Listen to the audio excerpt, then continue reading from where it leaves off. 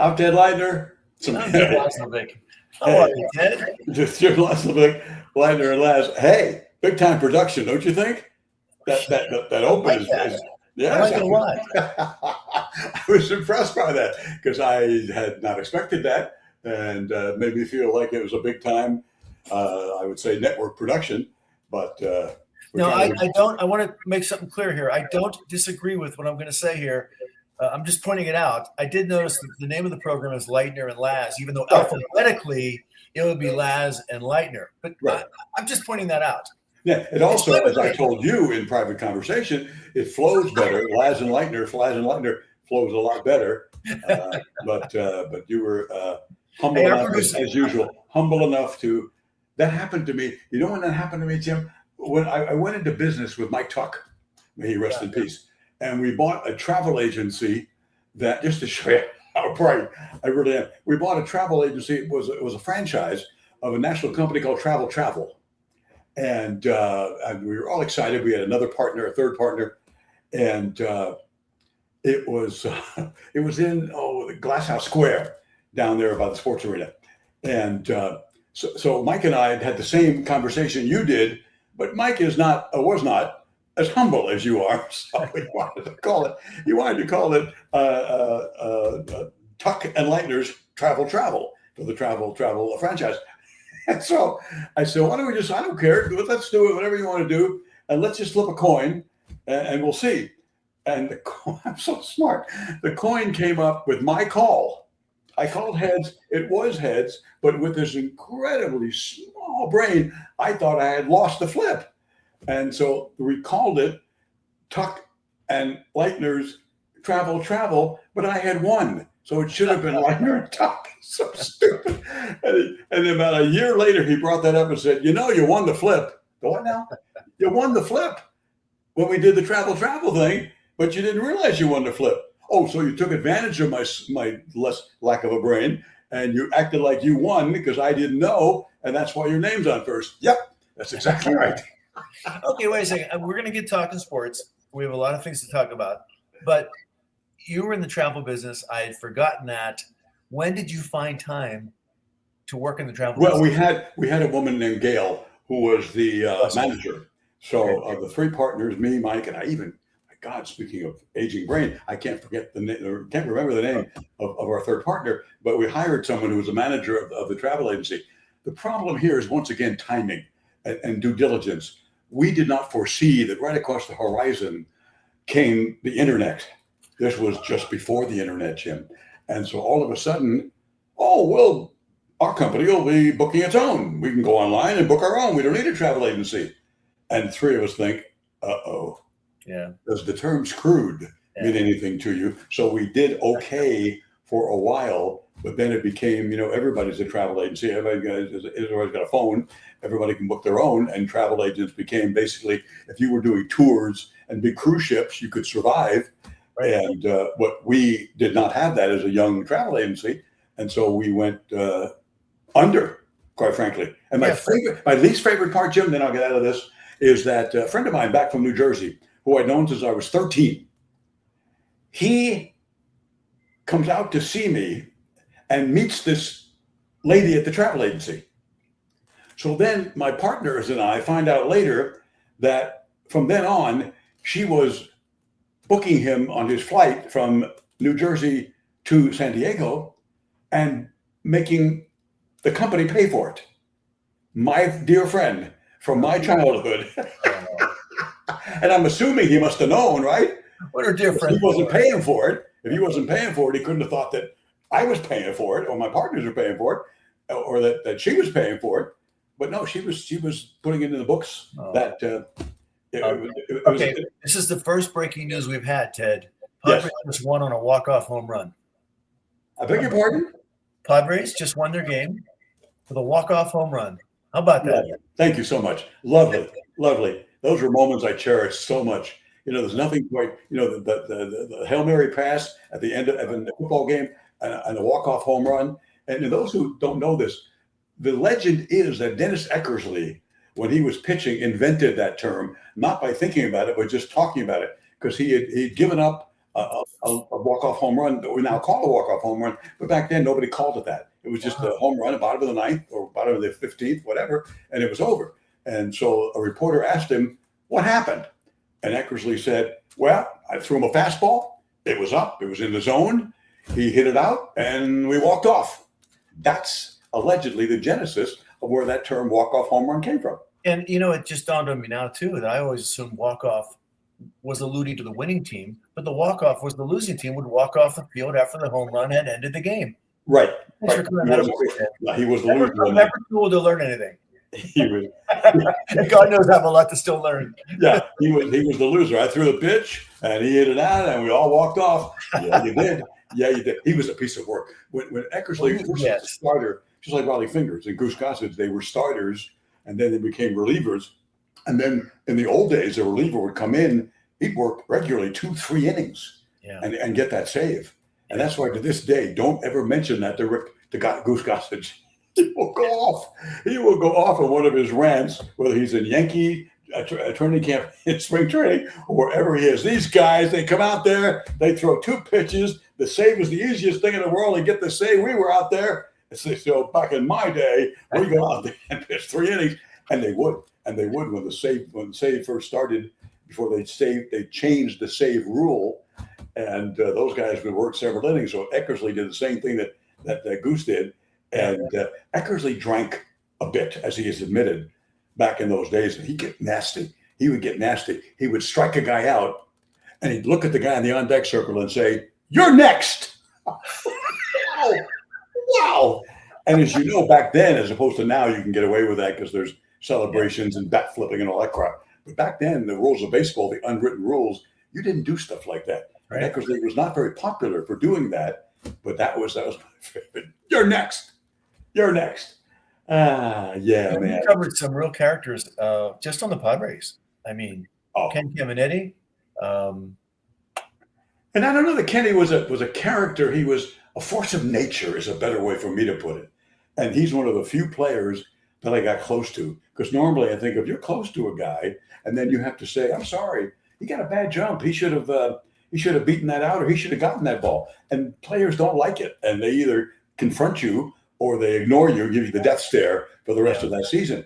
And Camby had that. He had that death stare. And he walked up to me one time.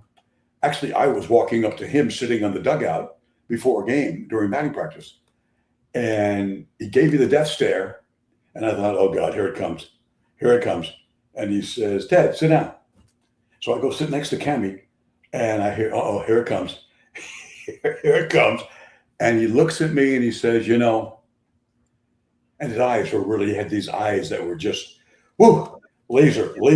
And there's a lot going on inside here. There's a lot going on. No question. He was a troubled guy. I loved him dearly. Yeah. And he was a true warrior. I know I don't use that term anymore after the Gulf War. Right. That they're baseball players. They're not warriors. We have warriors, and they wear the uniform of the American military. So I stopped saying that. But Kenny, as a ball player, was a tough warrior, and I respected him so much. So now he's sitting right next to me, and I'm thinking, uh-oh, what is it? And he says, Ted, I really want to thank you for all the nice things you've said about me on the air. This was in year 1 of his 4. And I was just stunned that I had no idea where he was going. And he looked grim. So I thought I said something and Nancy probably told him or his neighbor told him and it was critical, whatever. And I don't think I ever was critical of Ken. So I didn't know where it was going. And I had a little bit of a skipping of the heart there, skipping of a beat. And he actually thanked me. He was the second guy in 41 years who ever did that. Padre fans, you remember Bip Roberts on the early 80s, second baseman, who the Dodgers just hated. Remember when Bip would score and he'd point to the plate and the Dodgers were just livid at that sort of stuff. You couldn't demonstrate like that. I was showing up the opposition and Bip always did it. And Bip did the same thing to me at a luncheon or dinner or whatever we had that he was appearing with me and a bunch of other players. And while we're standing there, he says, hey, Ted, I really want to thank you for the kind things that people have said that you said about me. Yeah. So that doesn't happen often.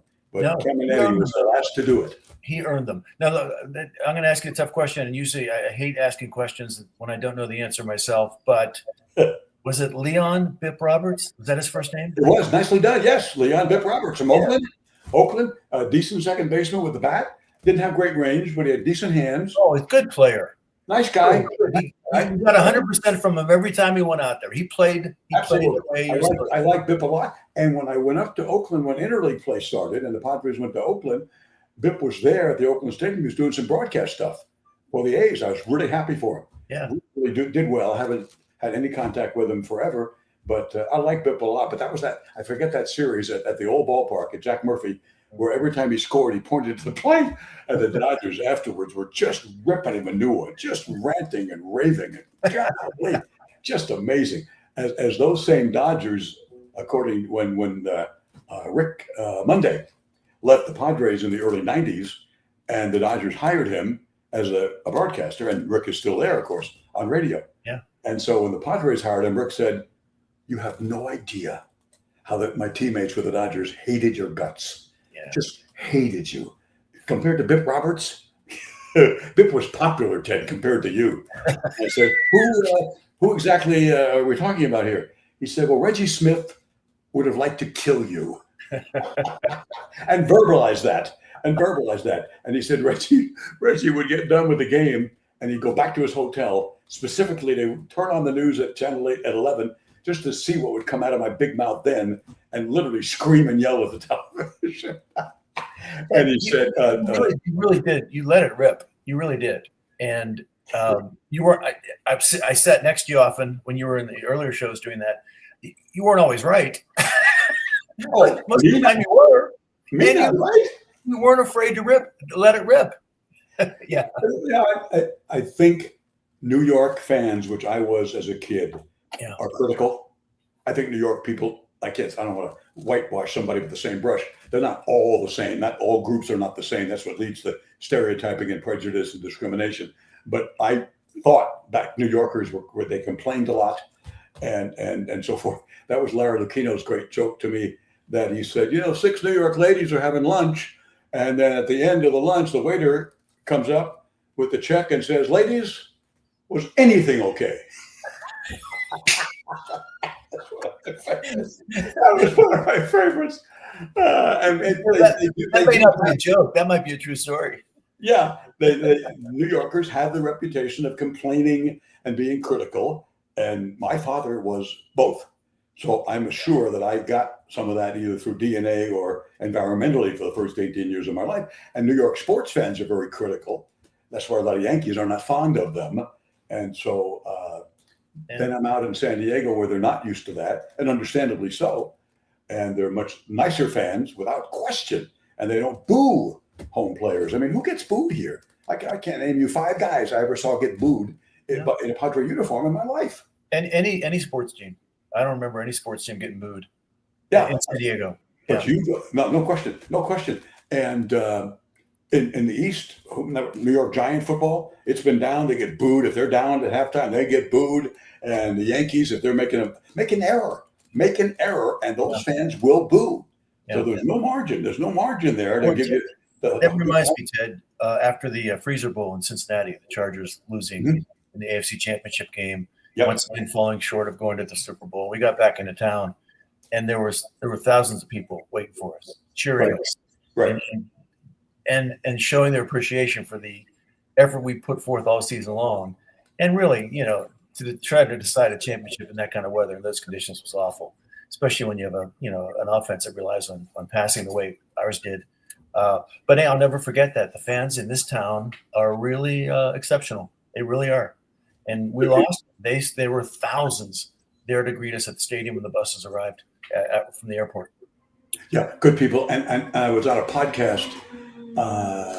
It's called Gwintelligence, named for Tony Gwynn. It's called Gwintelligence. And with David and Corey, I was on. They came to the house last week, and we did it several hours. It was really terrific.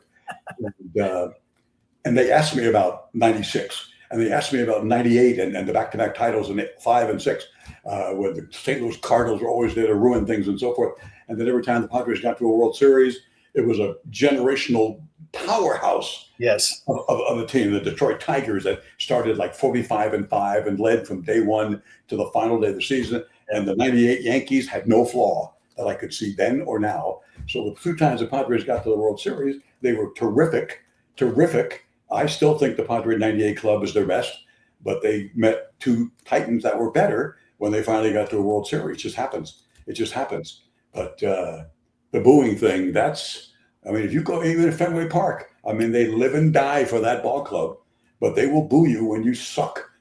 Let's do it. And that I've seen it with the Mets. I've seen it with the Yankees, even Cub fans in really down years when Ron Santo and those guys played. They were not very good.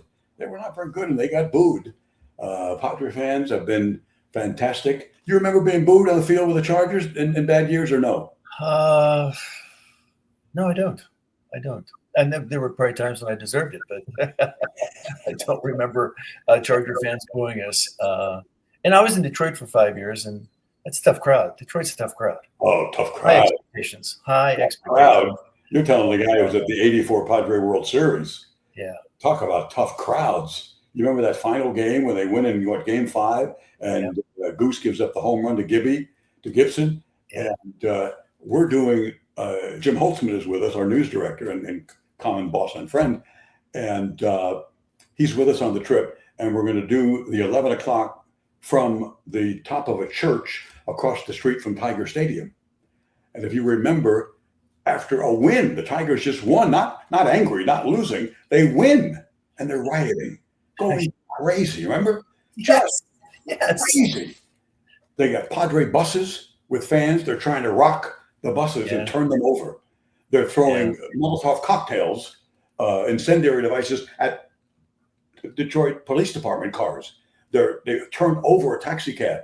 They're setting fires left and right. They threw it. I saw this when we climbed up, and I'm scared to death of heights anyway. So we climb up this ladder all the way to the top of this church to get a signal to send it on the minicam back to San Diego for the 11. And I'm really nervous up at that height. And I'm watching this, and I see this guy throw a bottle, not a Molotov cocktail, but a empty whiskey bottle. It had to be empty. It hits a mounted policeman, hits his horse right in the head. And I thought, this is brutal. This is unbelievable. What's wrong with these people? What the hell is wrong with them? And this is a celebration. This is not, we got screwed. We got that last play, or we would have won the World Series. We're really mad. They're celebrating, and they're trying to turn over police cars and buses. I have to change the subject a little bit by saying that Old Tiger Stadium was my home stadium for 2 years. Right. When I first got into the NFL, that was our stadium. And it was decrepit. I'd gone from Penn State, which wasn't plush, but we at least had room to do what we needed to do and spread out a little bit. And we had good practice fields and that kind of stuff to Tiger Stadium. And we would practice at Tiger Stadium during the week. We'd practice off to the side of the field. We wouldn't practice on the field. It was like the excess space. It's just, things have changed so much. And but Detroit they are passionate about their sports teams. Am I wrong? Because I went to Tiger Stadium, of course, that's where the Padres played the Tigers in '84. And they stopped, of course, when Comerica Park, and I don't know the year, but whatever, 2000 or early 2000.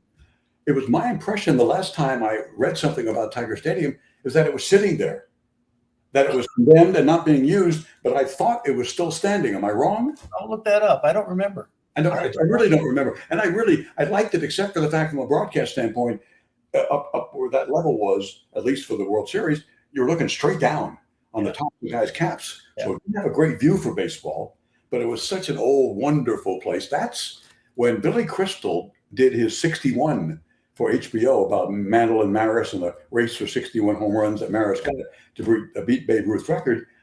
When he needed a replica of Yankee Stadium, he used Tiger Stadium, which was obviously standing at that time. Yeah. Then they brought in what they call the frieze, that frieze that went around Yankee Stadium at the top, and they brought in replicas of that to put in Tiger Stadium, and did a great job to renovate Tiger Stadium and make it look like the old original Yankee Stadium where Jerry Coleman played and all that stuff. At the intersection of Michigan and Trumbull Avenue, I believe it is.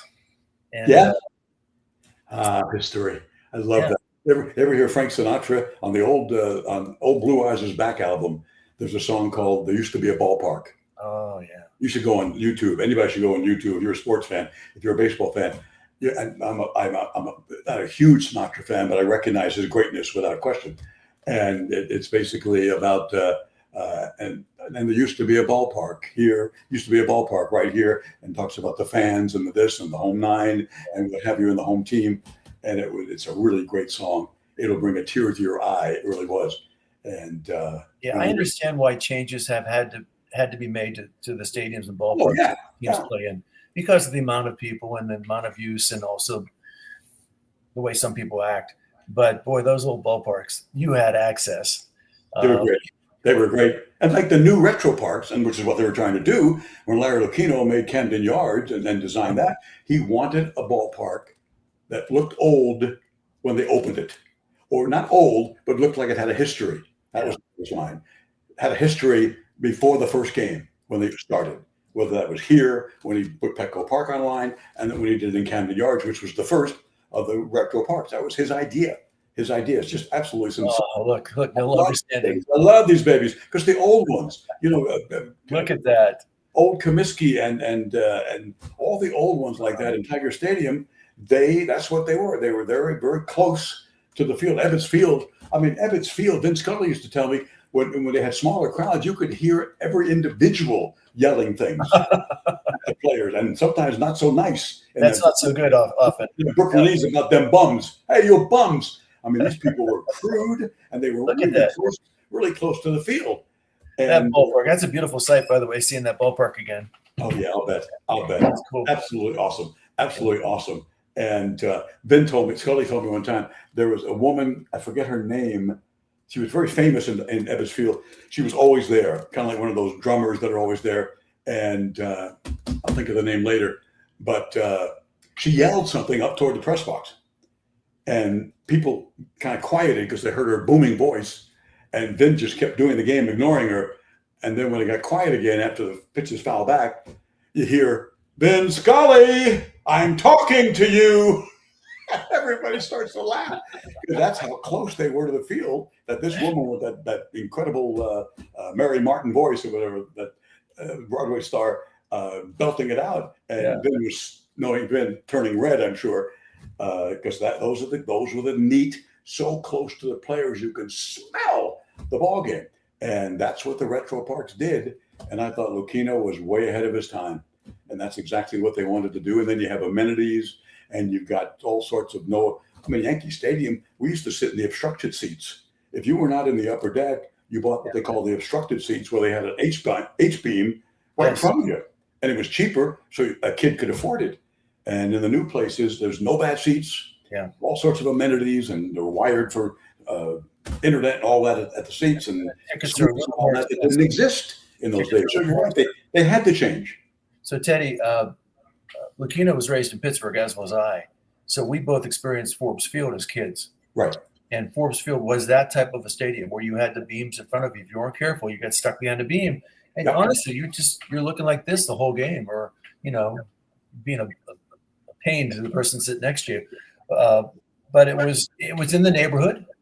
And when Mazeroski hit that home run in 1960, it flew out of the stadium. It flew over the ivy-covered wall, and I believe it was left center field, and it flew onto the campus of University of Pittsburgh or something like that. It was bouncing around the street. Somebody got a great souvenir. Wonder if you ever ended up with that baseball.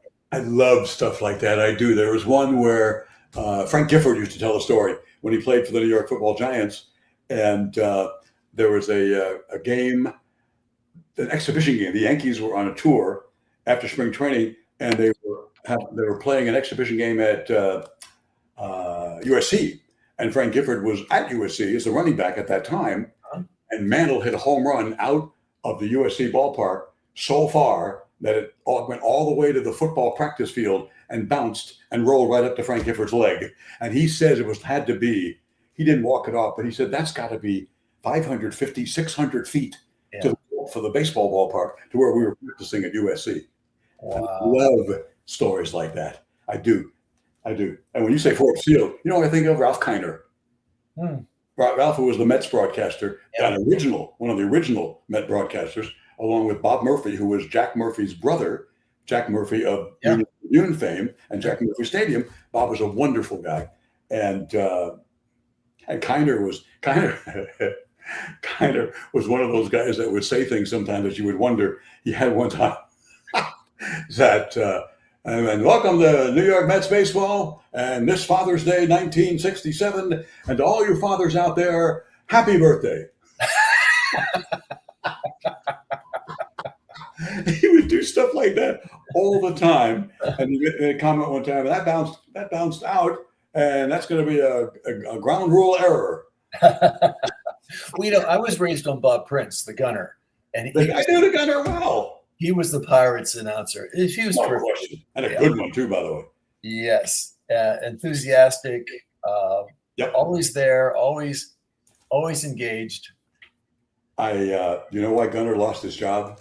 This is a great lesson to all of us who have a job like mine, late 38 something kind of years with the Padres, and you think, hey, nobody can touch me, or I've been doing this for 40 years. The game will always go on without you as a broadcaster. Oh, yeah. That I was taught by Jerry Coleman and a bunch of others. So don't ever think you're hot stuff. What had happened was Bob had been the voice of the Pirates, and everybody loved him. The players loved him. The fans loved him. But in his box, they had seats. They put seats in behind Bob's radio booth. And they would bring, not customers, they would bring clients in. Yeah, clients. And Bob said, no. We're in there. That's my office. We're talking, and sometimes using language we shouldn't, whatever, we're relaxing between during the commercials. No way. Bob, listen, these people are paying your salary. These people are going to be in your booth. Nope, they're not. And they fired Bob Prince, the voice of the Pirates for a gazillion years, through championships, Clemente and Willie Stargell and all those guys, and Mazeroski, and told them, nope, you're not bigger than the game. This is not the Pittsburgh Gunners. This is the Pittsburgh Pirates, and we're your bosses, and we're bringing those people in. And they did. And Jerry and I put up with that. I'm not complaining about it, because they do. They pay the salaries, and they're bringing the money into the radio. We all get that money. But we had in Jack Murphy San Diego Stadium, we had, I don't know, half a dozen seats up on the riser behind us. And many times it was loud. They would get drunk. They would drink. I remember, who was it? Oh, I know who it was. No offense, Jimmy. It was Jimmy Allison, the former Charger running back, who had I haven't seen Jimmy for decades. He had a lawn maintenance company, and I loved Jimmy. But they were drinking beers, and it was a Sunday afternoon game. And there was a television right above Jerry, and I'm over here. Here's Jerry. Here's the television, and of course the Padres are on. But Jimmy goes up there after a couple of belts, and he climbs up on a chair. And Sunday afternoon, he puts the Charger game on. So we're doing a Padre broadcast, but the Charger game is on, and they're hooting and, hey, way to go, Laz, good tackle. I'm going back, and I'm giving Jimmy, hey, man, easy. It's my microphone's picking you guys up. Okay. And then he continued to do the same thing throughout the course of the day. And Jerry's getting ticked. But that's what happens when you have guests in there. And Bob Prince was worried about that, but he never got a chance to worry. We had that lesson, Jerry and I. So we told the management, you bring in anybody you want. It's not our booth. It's not exactly. It's not the San Diego Lightners or the San Diego Clones. The people who pay the freight, the big donations and the big buys for advertising, you can bring them in. We kind of tell them before we start, hey, these microphones are pretty sensitive. So if you yell or cheer for the ball club, I understand you doing that, but try not to. Sometimes that worked and sometimes it didn't. So I was in the booth for a lot of years with the Chargers doing the games. You've done Chargers, you've done Padres, you've done basketball. You ever do soccer? You probably did soccer. Never did a soccer game in my life. Okay, but the big three, how different? I mean, it's hugely different. The pace of play in football compared to baseball, forget about it. And basketball. What football does to baseball as far as pace of play, basketball does to football. I mean, you don't have a moment to think in basketball, I would think. True. And that's why I always had partners on football, because I needed that expertise. I had you. I had Kirk Morrison. I had Kevin O'Connell, now the head coach of the Minnesota Vikings, did a year with me.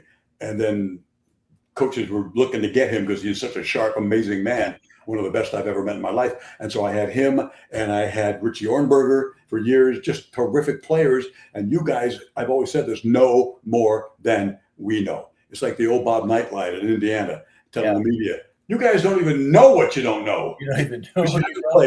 You haven't played at this level, and you think you know and you don't know. Trust me, you don't know. And I always took that lesson that I don't know. I know a little bit of football, a little basketball, but if you have an analyst like you and you're finding things that we don't know, we haven't experienced, when you can say, you know, that happened to me at Penn State, and this happened, that happened, you can't, a play-by-play guy can't relate like that. It's very, very important. But in basketball, I tried having analysts, and there's just no time, especially when Steve Fisher and Dutch push the ball, get out and push, get the outlet, run. I want you running on every single play. So you're staying up with it as a play-by-play guy.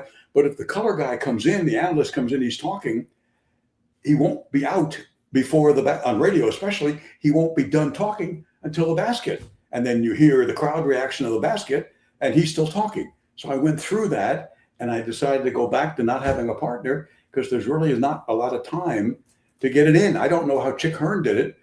Stu Lance, a dear friend of mine who did the Clipper analyst work for me when the Clippers were here, he worked with Chick Hearn for decades and seemed to have time to get it in. It's an art. It's an art form. And no. The other art form is baseball because of the pace of play of baseball. It is so deliberate that you have the ability to fill some dead air with stories, with interviews with somebody who stops by or whatever. And it takes a real knack to fit that all in without disregarding what's happening on the field, which you never did. You always kept track of what was happening on the field. And I always tell your stories. I'm so glad you said that. Because my reputation was such of talking maybe too much. No. Yeah, I know this will shock you. Never heard that. Telling stories, but every time someone would say that, and I got this from Padre owners, I got it from Padre executives for decades, and they would say, you know, you're talking about so and so, and and I would all tell them, let me tell you something. Wear a radio headset, wear a radio earphones or earbuds, whatever, and I want you to sit in the stadium, because I take this very personally as a radio guy, especially, and this goes way back to Ray Kroc and Joan Kroc and Tom Werner and John Morris, and I would always tell them, yeah, I do all those things, and that's the way I like to do the broadcast. And also, no offense, the Padres are not the Yankees. They're not the Red Sox. They haven't had that kind of success. A lot of times, and Jerry and I always discuss this, you don't have the steak, you have to sell the sizzle and make the game entertaining with a little humor and so forth. When it's 9-1 Dodgers in the third inning back in 1983, you want to keep them listening, for the advertisers to actually have their ads listened to. So that was my argument with Padre executives, that A, I'm trying to do that, and B, you wear a headset and watch the game like I'm watching it, and you find me one pitch that I miss. You find me one pitch that I don't weave in and out and say, and here's the pitch back that. So on that so-and-so, he did this and that, and then now here's the 2-2 pitch. I'm not ignoring the game, because they always get, and maybe that's just the perception, when you're telling a story and they think they're missing something because they don't care about your story. They want to know what's happening, and they're right. They should. But I would put all of that together and took pride in that. And who told me one of the greatest moments of my life? Joe Garagiola. Wow. Joe Garagiola lived in the high-rise condos out there in Coronado Shores. And Joe and I got very close and socialized with our wives and so forth. And Joe would tell me, I'm a storyteller. And Ted, you're a storyteller, but I listen to you and I see how you paint the picture and you weave it in and you don't miss anything. And that's an art form. I think that's terrific.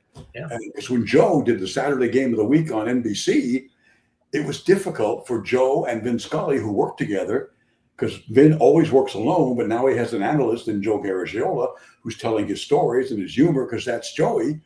And it became very difficult for them on that Game of the Week. They just happened to get the job because they both had the same agent at Hookstratton, and he got him. It was wonderful. But it was difficult for the producers to get. I know it was difficult for Joe, but what a team that was to pair those two together. and have them calling the act. I mean, the amount of knowledge they have concerning the game and the players that played the game. It's so rich whenever an analyst or a play-by-play guy can draw comparisons. So you have a current day player, and you, in your wealth of experience over the years doing the Padres for as many years as you did, you could draw on your experience and point out that, yeah, this guy's good, but so is that guy. Yeah, and that's what you have to do, because, like you said, baseball is different. It's not just the pace, Jim. Yeah. The fact that when MLB did some marketing research, and a lot of that marketing research led to the phantom runner in extra innings. It certainly led to the pitch clock. People were saying, okay, our games are averaging 3 hours and 12 minutes. How much do you think you watch on TV of that 3 hour and 12-minute game? And people were telling them about 20 minutes. And they, we're competing for the sports dollar out there from the consumer. And the NFL is boom, boom, boom, basketball, go, go, go, go. And baseball, it's leisureliness, if that's a word. That's a plus. That's part of what we love about it. It's a really sport where the defense has the ball. Yeah. Defense has the ball. Nothing's going to happen until that pitcher throws it. And you sit back and you relax and you talk. And everybody in the bullpen, those guys are talking. It's just such a great game. But when you're competing for that sports dollar and people suddenly think it's boring. Yeah. Boring. And it's not. And they don't mind the total length of the game of 3 hours and 12 minutes. They mind the pace of the game being slowly.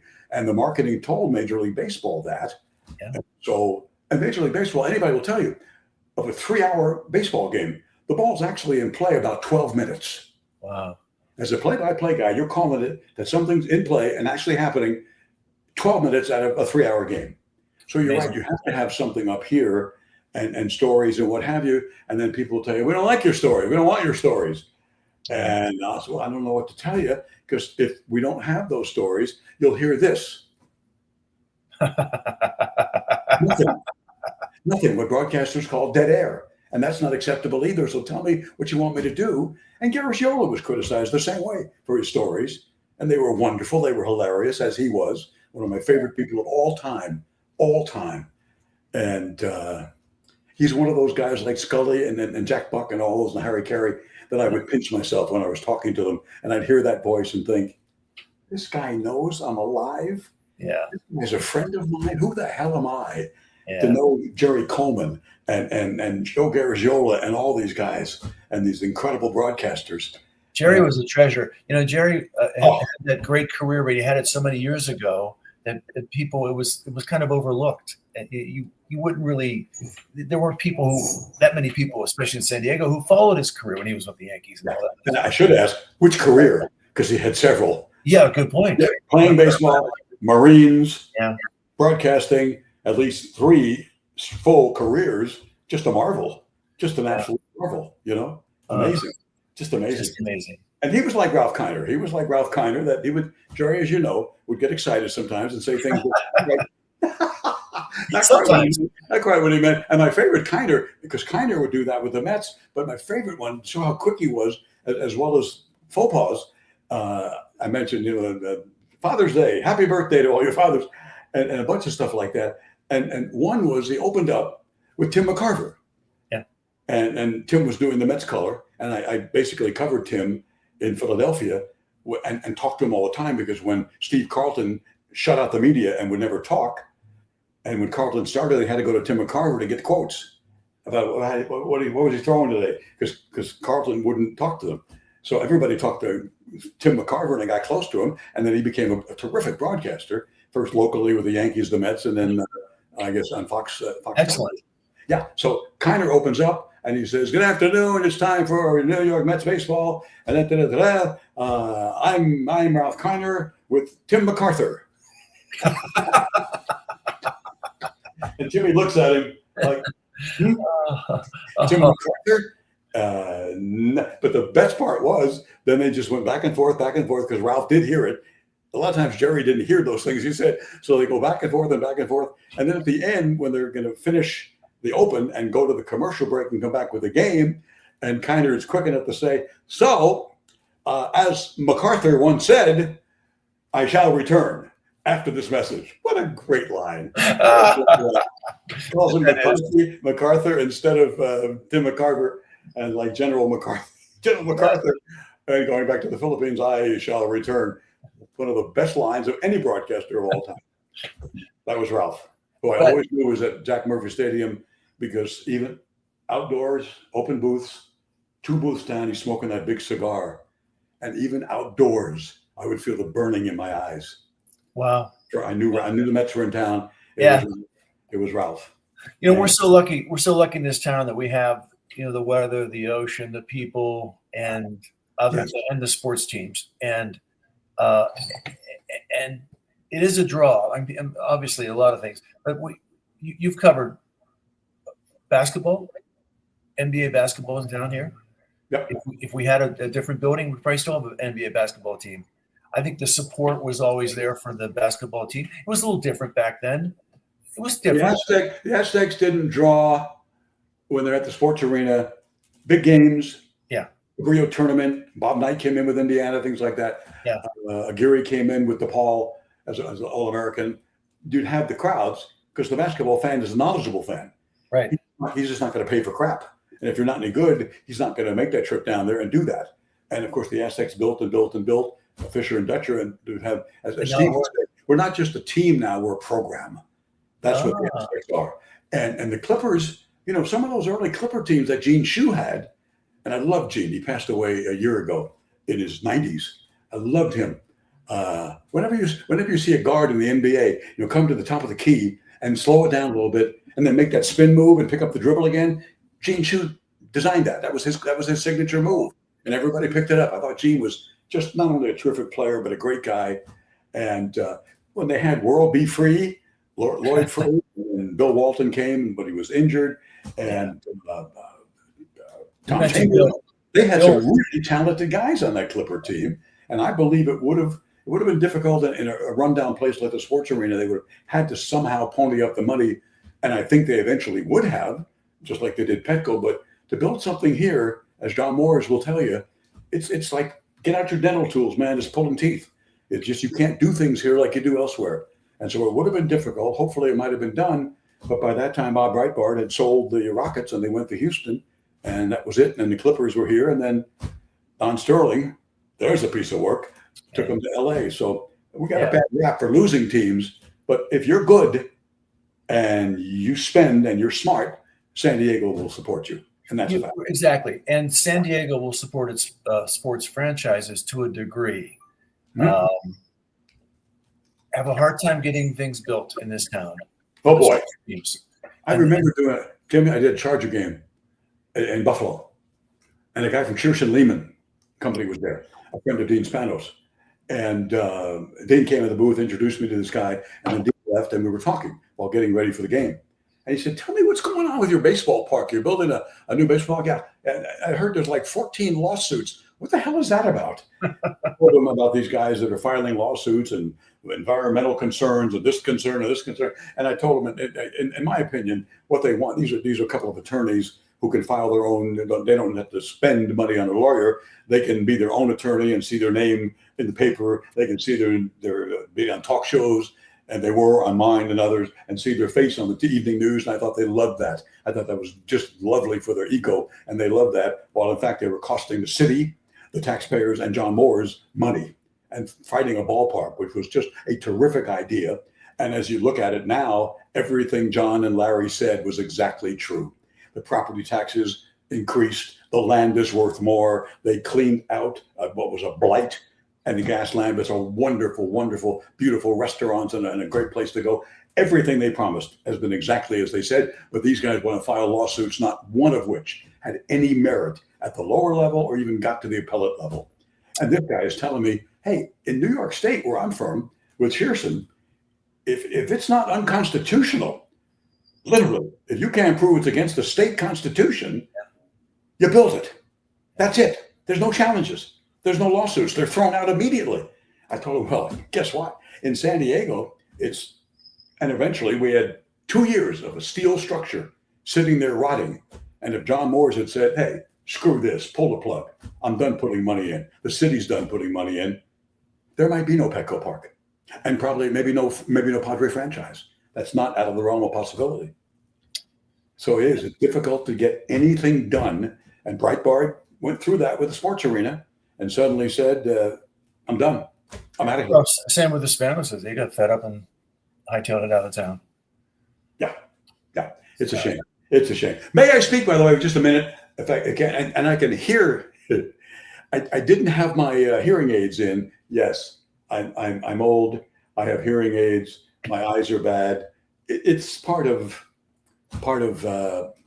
what they call Chapter 3 or the golden years. Yeah, right. And I didn't have them in under the earphones last week, and I couldn't hear Jim very well. But I have them in now, and I've had others cheaper. What I thought were good, they were not good. And then I went, at the time it was called Beltone, and you can go to Beltone La Mesa at gmail.com at a website to look at this. And it happened to be that a friend of mine owned it and called me and said, hey, look, I want you to work with me on my website. I want you to wear these for a while, see if you like them. And these are the Star Key that are made in Minnesota. They're the latest and the greatest. So I said, okay, I'll try them. And I thought, my God, it's like a symphony orchestra.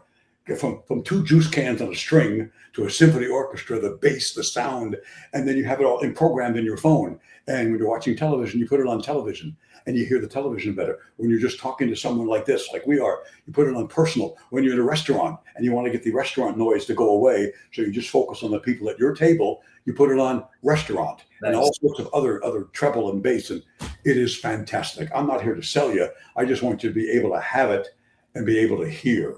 And Jason, who is the owner there, will take care of you as he takes care of me for adjustments, whatever you need. They are in La Mesa. He's also in Claremont once a week, normally on Tuesdays, and you'll be able to hear. I went 2 years thinking, I don't want to be looking old with hearing aids. How will I get a date? Turned out I couldn't get a date anyway. I couldn't get a date in a woman's prison with a handful of pardons. When you're in your 70s. When you're in your 70s, no way. So Beltone, the old name, Beltone La Mesa at gmail.com. Tell them Uncle Teddy and Laz sent you, as they used to say in broadcasting. Yeah. Tell them we sent you. Thank you very much. Thank you very much for your kind attention. You know what I meant to ask you? How long have we been going, by the way? I didn't run a clock. I don't want to go hours and hours. 12:50. We okay? Yeah. Okay. You know what I've never asked you? I have a recurring dream, Jim. As you brought up, I didn't use a script on television. Right. I would just tell the director, it's going to be Padre highlights and then some other game, the St. Louis so-and-so game, and then it's going to be some highlights of this and an interview with so-and-so. And so the director knew what pretty much the order would be. That's all. Pretty much Pretty much knew what the order was going to be. And to this day, I mean, not every night, several nights a week, I will have a nightmare or I can't find the studio.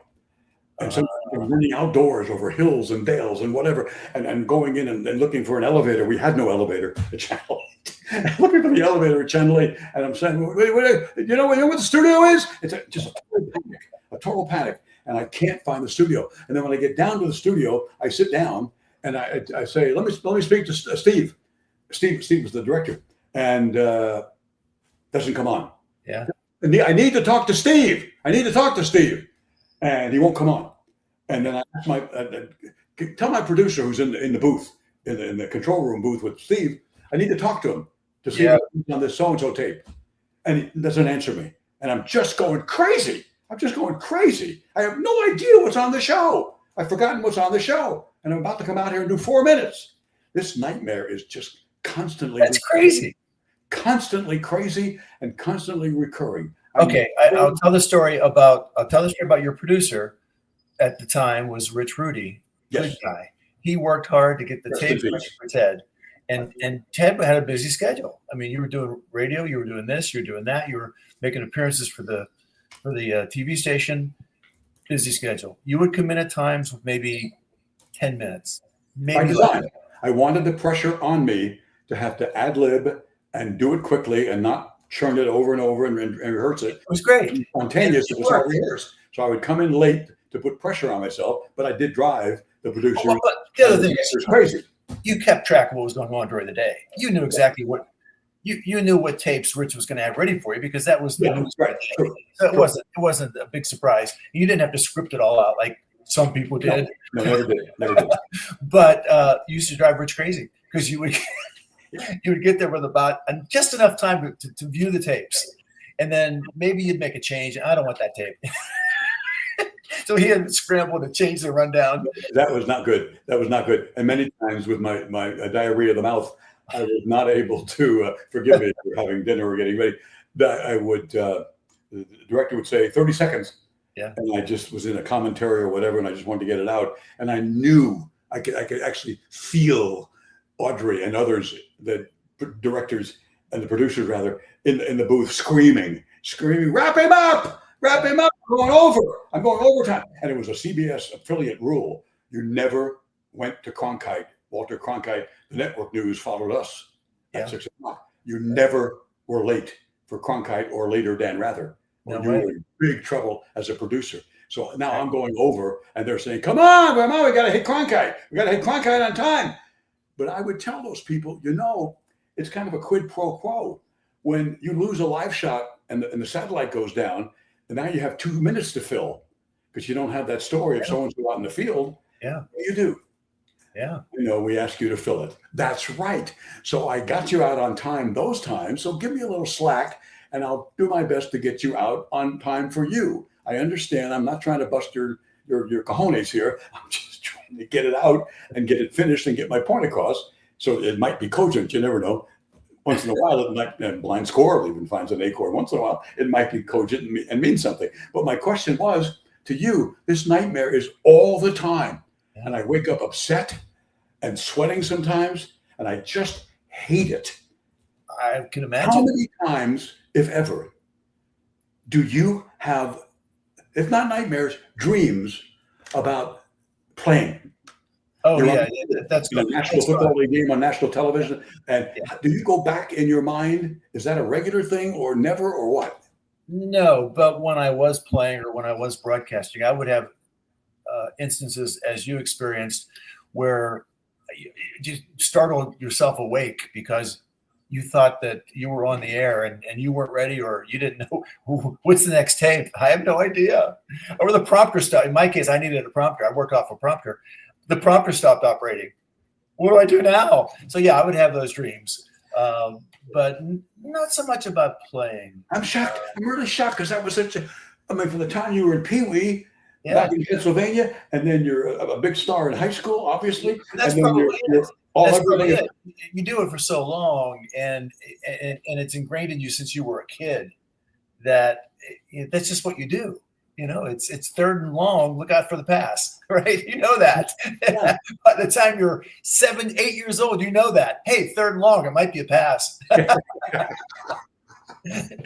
could be a draw play.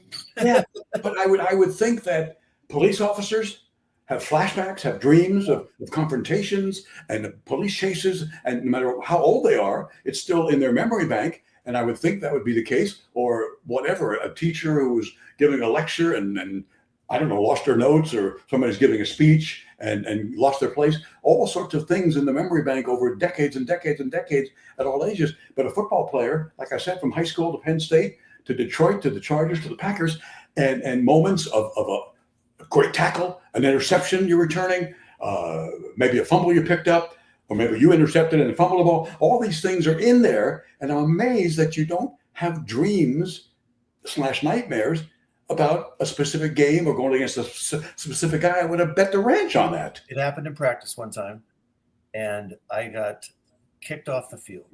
Paterno came running from a field. It was at Penn State. Joe Paterno was the head coach. Came running from like 100 yards away, screaming at the top of his lungs. Ever tell you this story? He had a real high-pitched voice. And I know. Named correctly. It was, Laslavic, how can you stink so bad? Do it again. And you thought he's just a former football player and broadcaster. He does impressions also. Yeah. Yes, so he I did is. it again. Ted, I did it again. I didn't do it right again. And he kicked me off the field.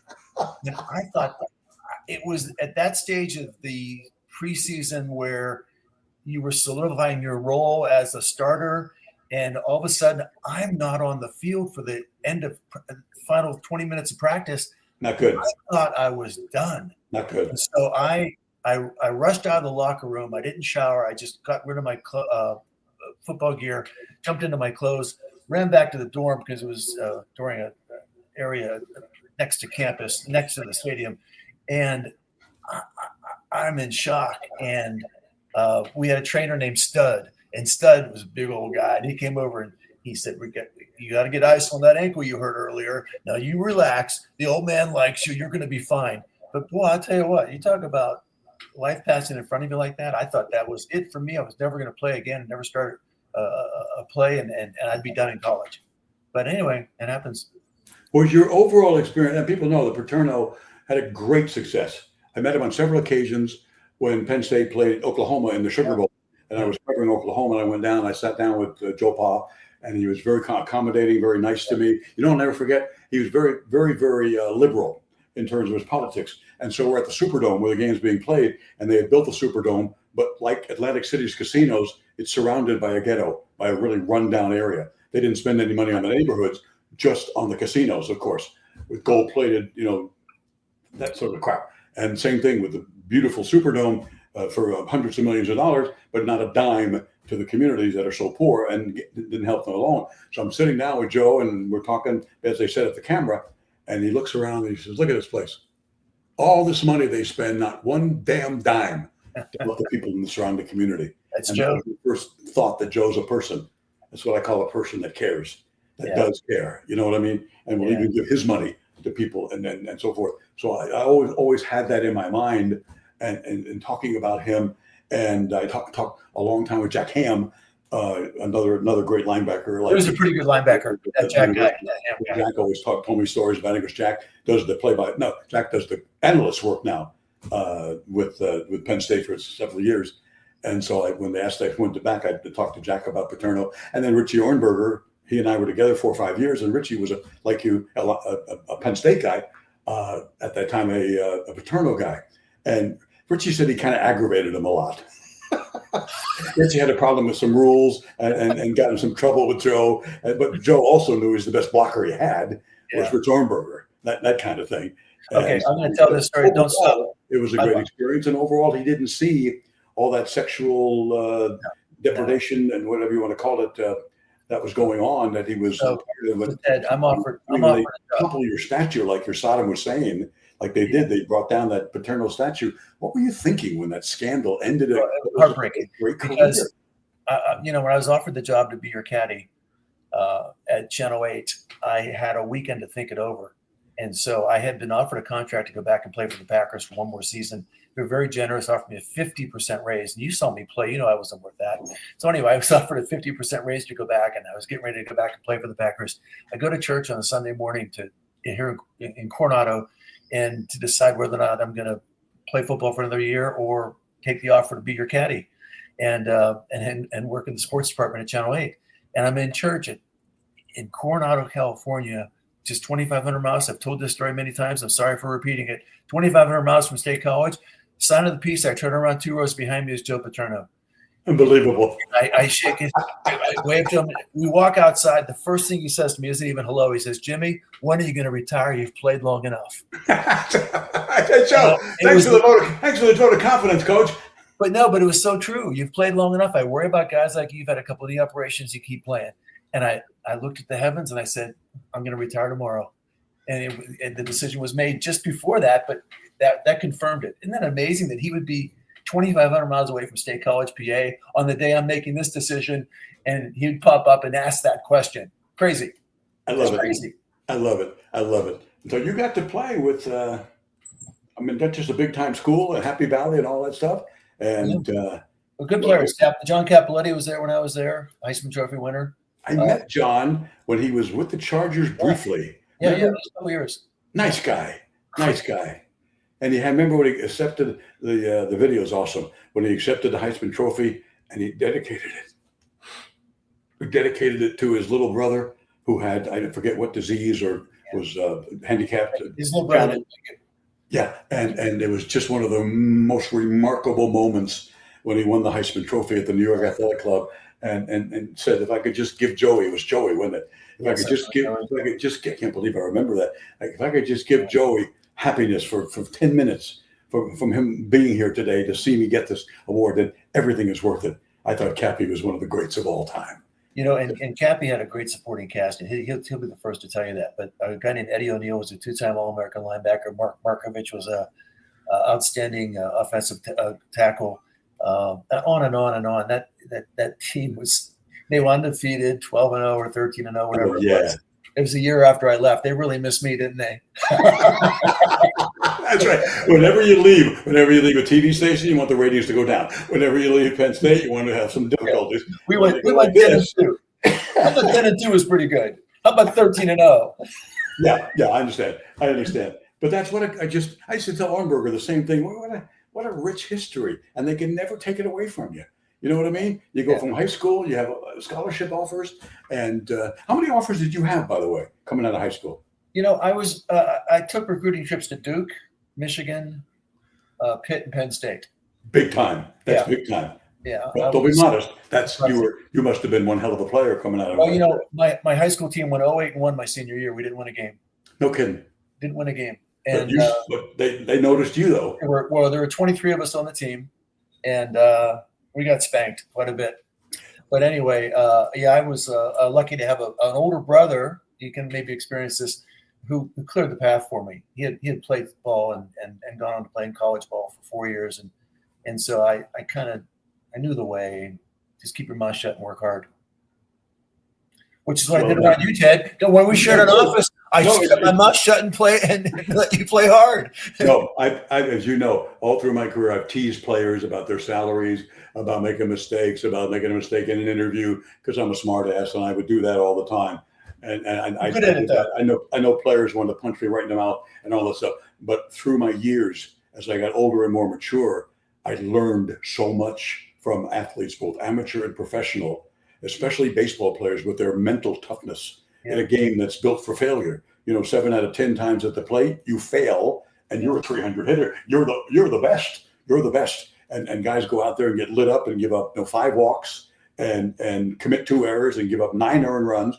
And they're 4 days later, they're back out there on their 5th day to start again. And you ask them about it, and it's like, what bad start? What are you talking about? Like Trevor used to say, that save last week that you blew. What save? I don't know. And literally, I don't know what you're talking about. Because with those kind of guys, it's not what happened, it's what next. What's next? Oh, yeah. And that's the athlete mind. Trevor was a treasure. But, I want to mention 2 sports that just, to me, so difficult to play. Golf and tennis. Be a professional golfer, professional tennis player, you're on your own. No question. You are on your own. Yeah. The difference is, but everybody has that mindset until they go out and do that. And I was a football player that was elected co-captain by my teammates, made all city in New York. That's pretty big as a defensive end. But I also knew, as Clint Eastwood would tell us, man's got to know his limitations. So when you suddenly go from there to Division I at Oklahoma State, as I did, thinking I was going to walk on, and then you see these kids from Texas, 4A and 5A, in Oklahoma 4A and 5A schools, and their speed, their quickness, everything, even in grass drills and everything, they're so much quicker. It's like I got a piano on my back, and suddenly I go to the radio TV department to Dr. Bob Lacey and say, Dr. Lacey, I'd love to get a career in broadcasting. Are you willing to give up football? In a second. I just was over to Phil Cutchin's practice, and Cutchin was on Bear Bryant's staff at Alabama, so he would just beat him to death in practice, beat him to death. And I would ask some of those guys, like the fullback Roger Parker, how was practice? Well, he killed us today, but he didn't bury us. That's how they would compare it. Yeah, that's how they compare Cutchin, who was really could be very nasty. And I think the players. Ted, think about this. At Penn State, I practiced against the backfield was Franco Harris and Lydell Mitchell. There you go. and the guy who couldn't make that backfield, so they put him on defense for a year, was John Capoletti. Unbelievable. You talk about a wealth of, you talk about an embarrassment of riches and talent. Crazy, isn't it? Because Lydell Mitchell, had the speed. Franco wasn't slow, but he was more like a Jim Brown kind of power back. Yeah. And and that's why I asked about the dreaming thing and looking back that you'd have some kind of flashback of practice with trying to stop Franco, in the A gap and think, oh God, it's like a truck. I just got hit by a truck. But I'm so amazed that stuff is. I know it's in your memory bank. You're still young, and you don't. And I'm going crazy about the. I don't know what's on this show. I have no idea what's on the show. People like John Brockington, big guy, and then you meet him afterwards. Ohio State, great, nicest guy in the world. He's such warm, engaging, outgoing, fun. On the field, he was a menace, and he was big and fast and smart. That's a nice combination.